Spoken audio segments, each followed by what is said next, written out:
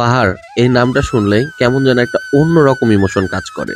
আর আমার কাছে বান্দরবন হলো পাহাড়ের স্বর্গরাজ্য, যেখানে কিনা হাত বাড়ালেই মেঘের ছোঁয়া পাওয়া যায়, দেখতে পাওয়া যায় মেঘ, বৃষ্টি আর রোদের চমৎকার খুনসুটি। বর্তমানে পাহাড়ি সন্ত্রাসীদের সহিংসতার কারণে পার্বত্য চট্টগ্রামের প্রায় সকল দর্শনীয় স্থান বন্ধ থাকায় আমরা পাড়ি জমিয়েছিলাম এক টুকরো শান্তির খোঁজে মিরিঞ্জা ভ্যালিতে। আর মাত্র 2250 টাকায় ঢাকা থেকে মিরিঞ্জা ভ্যালিতে যাওয়া আসা সহ মোট 4 বেলার মজার মজার খাবার সহ পাহাড়ের চূড়ায় কোনো এক জুম ঘরে একটি চমৎকার সুন্দর রাত বন্ধুদের নিয়ে কাটিয়ে দেওয়ার মতো অভিজ্ঞতা নিয়ে 3 রাত 2 দিনের মিরিঞ্জা ভ্যালি ভ্রমণের সম্পূর্ণ গাইডলাইন আপনাদের সাথে শেয়ার করছি।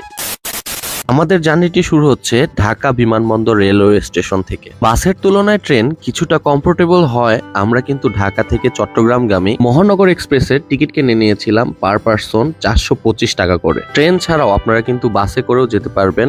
সেক্ষেত্রে আপনাদের প্রথমে চট্টগ্রাম যেতে হবে, আর চট্টগ্রাম থেকে যেতে হবে লামাতে, অথবা ঢাকা থেকে সরাসরি আপনারা চকরিয়াতে যেতে পারবেন। সেখান থেকে অটো কিংবা সিএনজিতে করে আপনারা মিরিঞ্জা ভ্যালিতে সহজেই পৌঁছে যেতে পারবেন।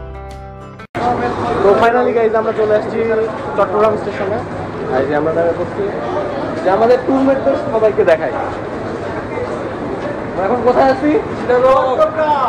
ট্রেনে করে চট্টগ্রাম স্টেশনে পৌঁছানোর পর আমরা প্রথমে চলে গিয়েছিলাম নতুন ব্রিজ। সেক্ষেত্রে নতুন ব্রিজে আমাদের ভাড়া লেগেছিল পার পারসন 15 টাকা করে। আর এই নতুন ব্রিজ থেকে আপনারা চাইলে বাসে কিংবা মাইক্রো বাসে করে চলে যেতে পারবেন চকরিয়াতে।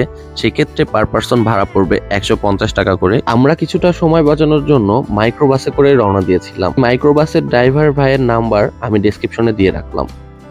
তো গাইজ আমরা চলে আসলাম হলো এখন এটা হলো আপনার চকরিয়া বাজার। আর এখানে যে গাড়িতে আমরা আর এখন আমরা আবার আমাদেরকে যাইতে হবে লামার সাইডে।